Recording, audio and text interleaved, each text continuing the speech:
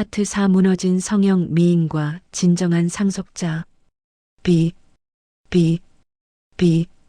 규칙적인 심전도 모니터 소리만이 감도는 VIP 병동 중환자실. 강만석 회장은 산소 마스크를 쓴 채 3일 만에 눈을 떴습니다. 흐릿한 시야 속에 가장 먼저 들어온 것은 쪽잠을 자며 자신의 손을 꼭 잡고 있는 딸 지수의 모습이었습니다. 피곤에 쩔어 헝클어진 머리, 화장기 없는 얼굴, 그리고 팔뚝에 감긴 붕대.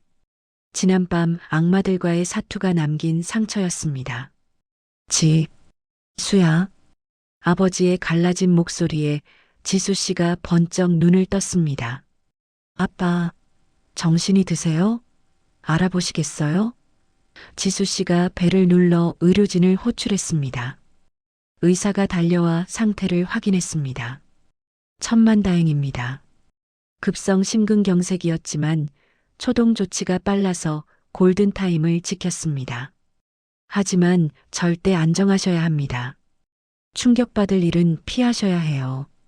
의사들이 나가고 병실에는 부녀만 남았습니다. 아버지는 지수 씨의 붕대 감긴 팔을 떨리는 손으로 어루만졌습니다. 미안하다. 내가 미쳤었어. 늙은이가 주책맞게 너를 다치게 했구나. 아버지의 눈에서 뜨거운 눈물이 주르륵 흘러내려 베개를 적셨습니다. 3천억 자산가로서 평생을 당당하게 살아왔던 아버지였지만 지금은 사기꾼에게 속아 딸까지 위험에 빠뜨린 죄인일 뿐이었습니다. 아니에요, 아빠. 살아계셔서 다행이에요. 그거면 돼요. 그 여자들 어떻게 됐냐? 구치소에 있어요. 걱정 마세요. 제가 콩밥 제대로 먹여줄 거니까. 지수 씨는 아빠의 눈물을 닦아주며 다짐했습니다. 아빠의 무너진 자존심, 그리고 우리 가족이 받은 상처, 법으로 그리고 현실적인 응징으로 천배 만배 갚아주겠다고. 같은 시각 서울구치소 독거실이 아닌 홍거실. 왕숙자왕 마당 김채리나 이미지는 같은 방에 배정되지 않았지만 검찰 조사를 받으러 가는 호송버스 안에서 마주쳤습니다. 둘의 몰골은 처참했습니다. 왕숙자는 화장기가 지워지자 성형수술 자국이 흉하게 드러났습니다. 팽팽했던 피부는 관리를 못 받아 푸석해졌고 눈 밑 지방 재배치를 한 곳은 멍이 들어 판다처럼 보였습니다.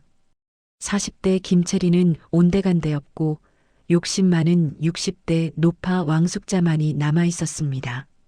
이미지는 더 가관이었습니다.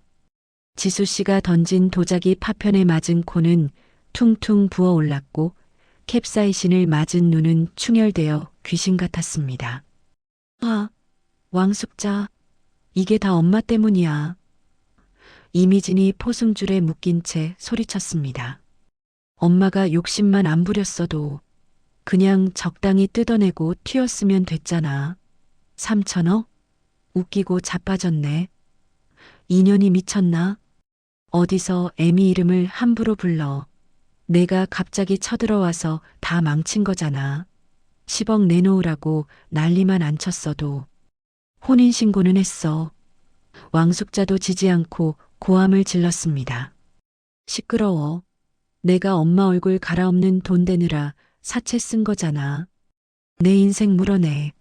콩팥 털리게 생겼다고. 누가 빗질해? 도박해서 날린 거잖아. 버스 안은 모녀의 욕설과 고성으로 아수라장이 되었습니다. 교도관들이 제지했지만 소용없었습니다. 조용히 안 해? 징벌방 가고 싶어?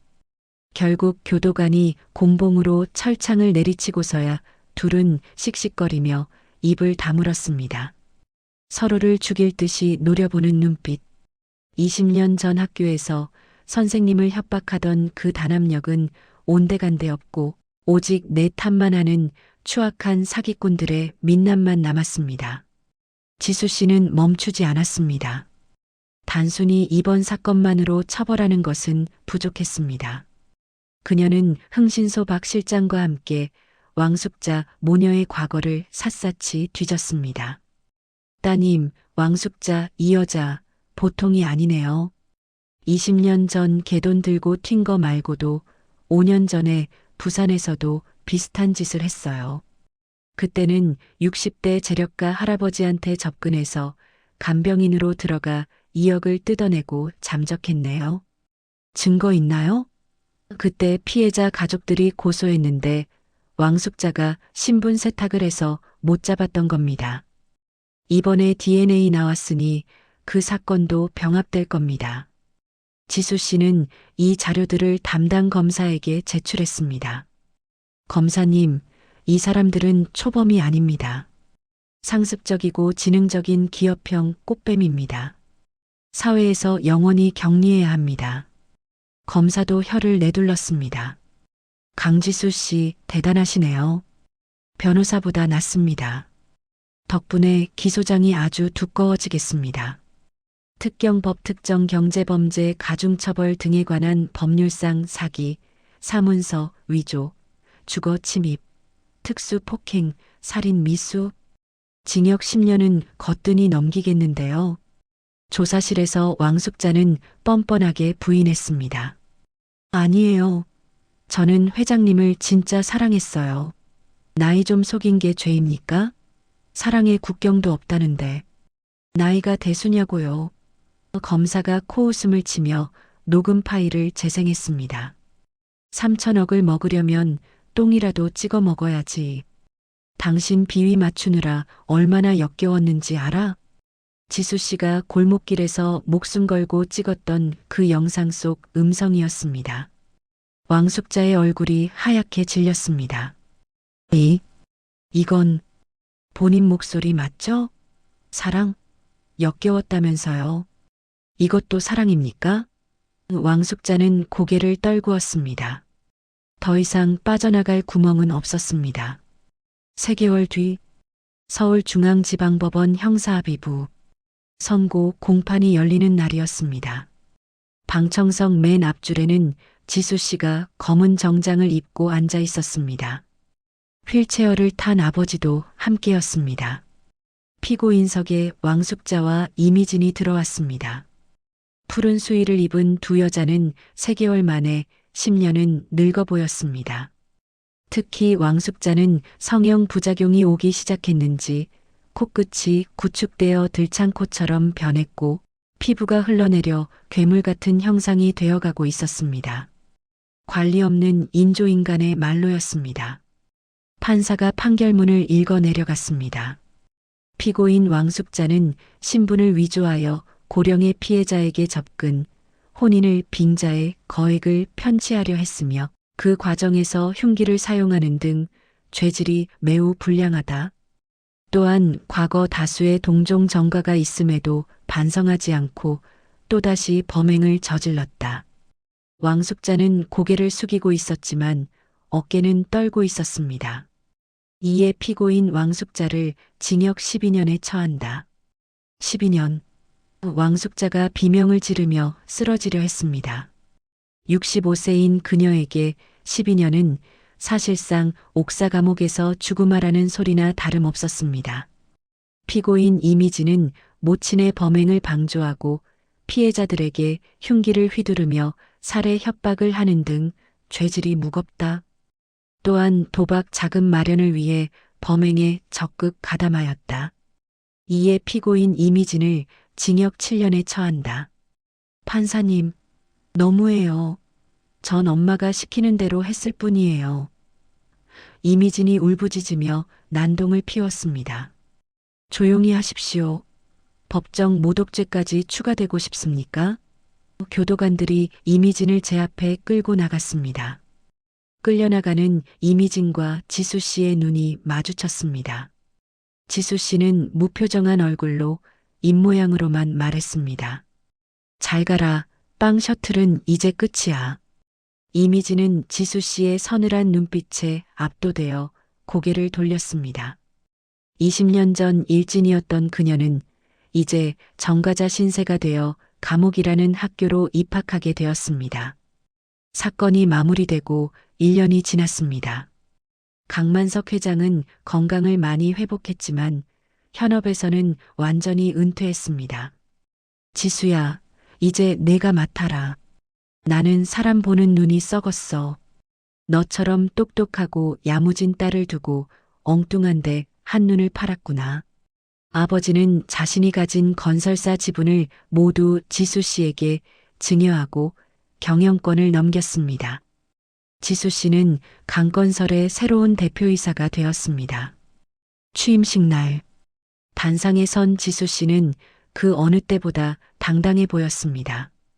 과거 학교 폭력의 피해자였던 유약한 소녀는 없었습니다. 아버지를 지키기 위해 와인병을 들고 맞서 싸웠던 전사, 그리고 회사를 이끌어갈 강인한 리더만이 서 있었습니다. 취임식이 끝나고 지수 씨는 아버지와 함께 어머니의 묘소를 찾았습니다. 여보, 나왔어. 지수가 회장이 됐어. 당신 닮아서 아주 똑부러져. 아버지는 묘비 앞에 국화꽃을 놓으며 눈시울을 붉혔습니다. 내가 말년에 노망이 나서 당신 딸 고생시켰어. 미안해. 저승 가서 당신 볼 면목이 없네. 아빠, 엄마도 이해하실 거예요. 아빠가 외로워서 그랬다는 거 다 아실 거예요. 지수 씨가 아버지의 어깨를 감싸 안았습니다. 비 온 뒤에 땅이 굳는다고 했습니다. 사기꾼 모녀가 휩쓸고 간 자리는 엉망이었지만 그 덕분에 부녀의 사이는 그 어느 때보다 단단해졌습니다. 돌아오는 차 안. 지수 씨의 휴대폰에 알림이 떴습니다. 교도소 영치금 입금 확인 수신인 이미진 금액 영원. 지수 씨가 이미진에게 보낸 마지막 메시지였습니다. 돈은 없다. 거기서 죗값 치르면서 평생 반성해라. 내 엄마 빚은 내가 갚고. 지수 씨는 창문을 내렸습니다. 시원한 강바람이 불어왔습니다.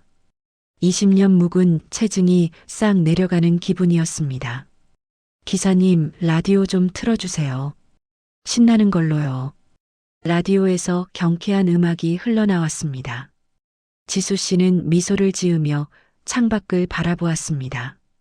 그녀의 앞날은 이제 뻥 뚫린 고속도로처럼 시원하게 펼쳐져 있었습니다. 엔드.